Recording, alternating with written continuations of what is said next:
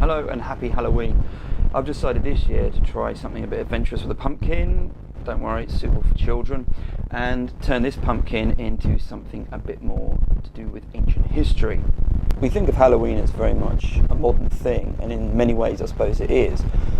But ancient history reveals that there were also ghost stories that date way before trick-or-treating or anything like that. Pliny the Younger wrote an account of a story rather, about a haunted house in Athens that had the classic jangling, rattling of chains.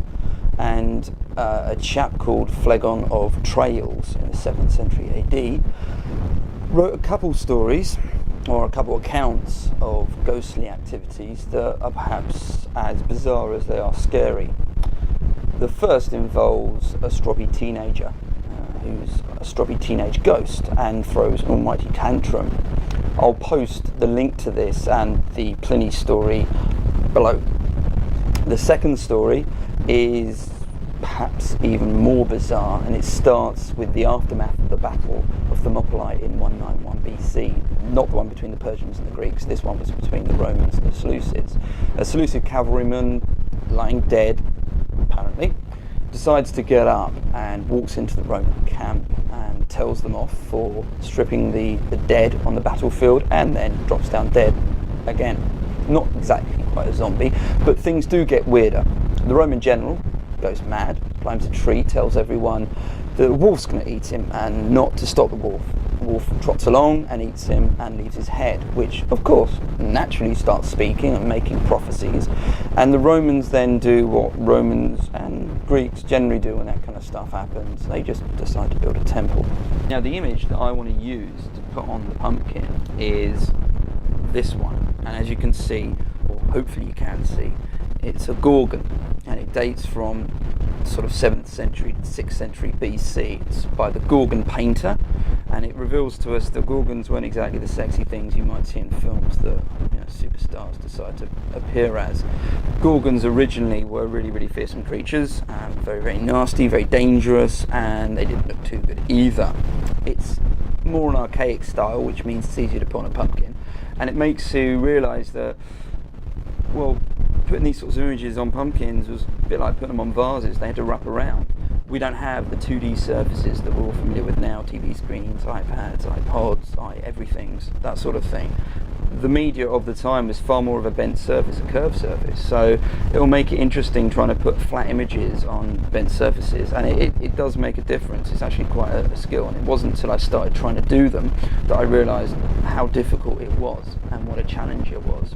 Now, in order to make this happen, to try and make it happen, the things that I'm going to use are lino cutter with various different edges and a scalpel, which is quite lethal, and therefore I've only had one serious cut. I'm quite happy if that's the only one I get.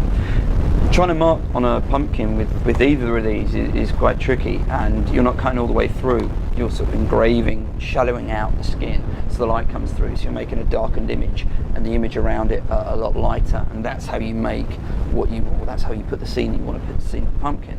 The difficulty of that, of course, is then you've not got so much air going in, so the lights go out a lot easier, so you've got to make some holes in there too.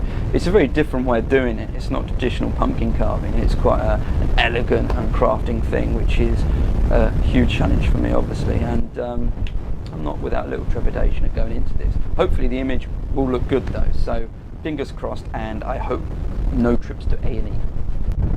So here I am in the aftermath, and fingers crossed it's gone well. This is the original image. I should also mention this was taken from the oi.com, which is a website I've often used images from. It's a brilliant resource, and they do a great job there. So if you ever get a chance to look it over, there's loads of stuff there. Anyway, the big unveiling.